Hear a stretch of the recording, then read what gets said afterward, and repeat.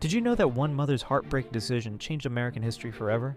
In 1955, 14-year-old Emmett Till was brutally murdered in Mississippi for allegedly whistling at a white woman. When his mother, Mamie Till Bradley, received her son's mutilated body back in Chicago, she faced an impossible choice. The funeral home begged her to keep the casket closed. Instead, she made a decision that would shock the world. She demanded an open casket funeral, telling everyone, "I want the world to see what they did to my baby." Jet magazine published the horrifying photographs of Emmett's disfigured face, and the images spread like wildfire across America. Over 100,000 people came to view the casket in Chicago. Many fainted at the sight. The photos horrified the nation and awakened black Americans to the brutal reality of racism.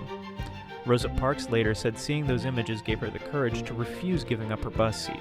Mamie Till Bradley transformed her unbearable grief into a weapon for justice, directly sparking the Montgomery bus boycott and the entire civil rights movement.